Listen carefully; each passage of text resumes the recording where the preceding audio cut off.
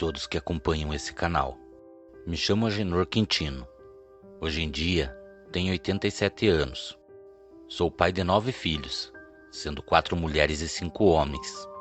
Todos já estão muito bem encaminhados nesse mundão. Atualmente moro sozinho, pois minha amada esposa, que Deus a tenha, acabou falecendo há 3 anos atrás. Como ela mesmo falava, que quando chegasse a sua hora, ela não queria ir para o hospital. Gostaria simplesmente de poder dormir o sono eterno em sua casa. Peço desculpas por estar falando sobre isso, mas gostaria que todos soubessem o quanto a amei e o quanto ela foi importante na minha vida. Bom, vamos lá. Era uma época em que eu era moço. Tinha lá meus 22, 23 anos e morava em uma região em que existia pequenas comunidades. Nessa época era somente eu e minha mãe. Nunca conheci meu pai, pois quando minha mãe revelou ao homem que estava grávida, acabou sendo abandonada. Então fui criado somente por ela. Depois que passou por essa forte decepção, nunca mais se casou. O tempo foi se passando, eu tratei de arrumar algo para fazer. Com o tempo fui trabalhar em uma fazenda que na época era conhecida como a Porteira Grande. O proprietário do lugar era um homem de bem. Me ajudou muito. Eu o chamava de seu Henrique. Em sua fazenda aprendi a trabalhar.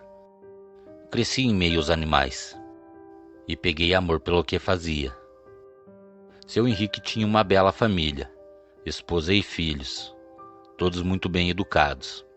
Mas entre seus filhos tinha uma jovem que me encantava. Moça muito alegre e formosa.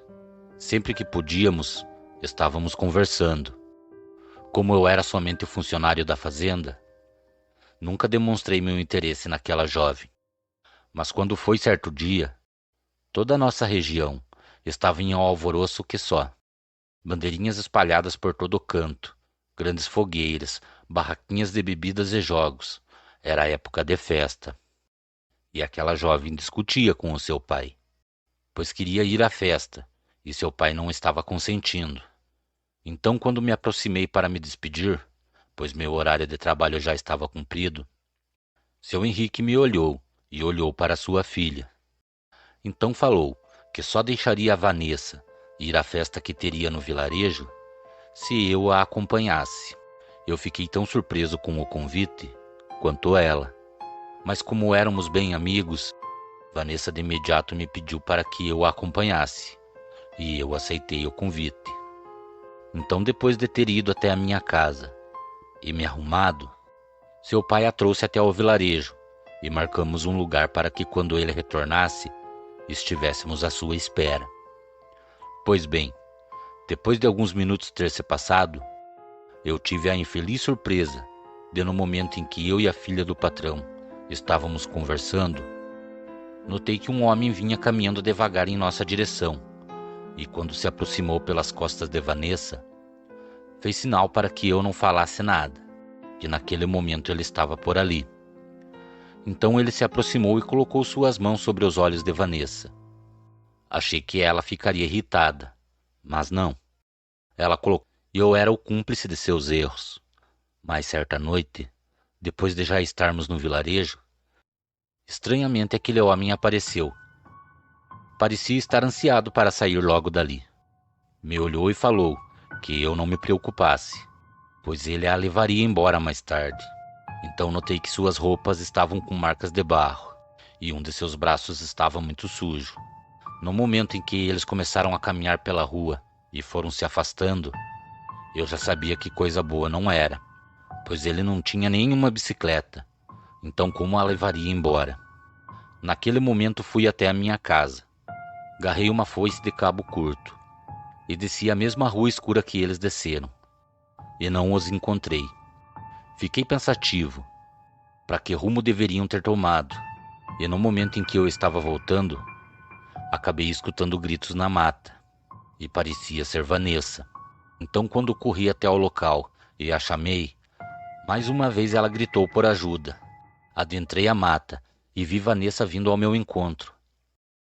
Estava muito assustada, Não conseguia nem me contar o que tinha lhe acontecido. Ela segurou a minha mão e me puxava em direção à rua. Foi então que vi a silhueta de alguma coisa que passou muito rápido pela nossa frente. Era uma sombra negra e muito grande. Quando paramos, a perguntei o que tinha acontecido e o que era aquilo que vi correndo à nossa frente. Vanessa então chorando me falou que no momento em que estavam descendo a rua, o homem que a acompanhava não estava muito bem. Ela falava que achava que ele estivesse embriagado, pois falava coisas sem pé nem cabeça. Suas palavras eram distorcidas e todas enroladas. Foi então que ele a pegou e a carregou para a mata. E quando ela olhou para o seu rosto, viu que o que estava ali à sua frente tinha deixado de ser uma pessoa e tinha virado uma criatura. Então, no momento em que ela falou que seu rosto parecia com o rosto de um cachorro e que possuía as orelhas grandes, eu cheguei à conclusão que o que estava tentando contra a vida de Vanessa só podia ser uma coisa: um lobisomem. Não demorou muito para o que estava à nossa frente começar a emitir sons ao nosso redor. Pareciam rosnados. E foi nesse momento que Vanessa se assustou e saiu correndo em direção à rua. Então viu o momento em que a fera saiu por entre a escuridão da mata e foi em direção a Vanessa. Eu corri para alcançar Vanessa antes que o lobisomem a alcançasse. Vendo que não chegaria a tempo, criei coragem e fui em direção à fera. Não cheguei nem a pensar que o pior poderia me acontecer, e quando me aproximei da criatura, investi vários golpes de foice sobre aquele ser infernal. Parecia que eu batia com uma foice sem fio e um couro curtido.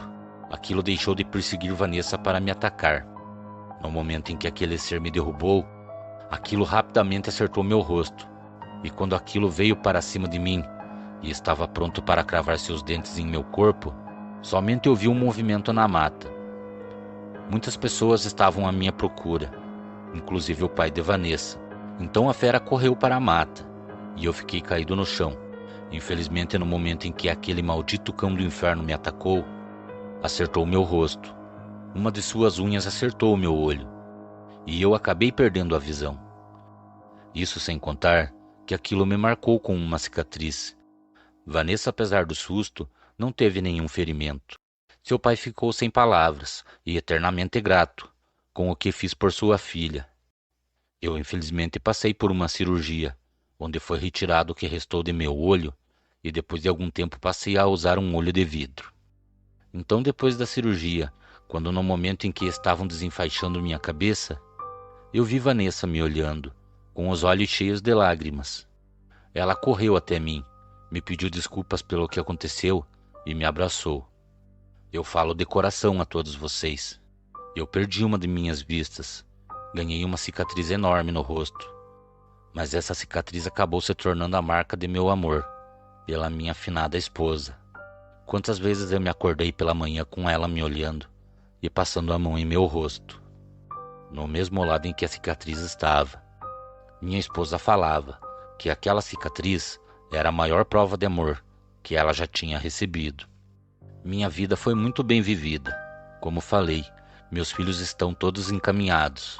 Agora a única coisa que me resta é esperar que a minha hora chegue, sem demora, e poder estar junto da mulher que amo, a minha querida Vanessa, que faleceu há 3 anos atrás. Boa noite.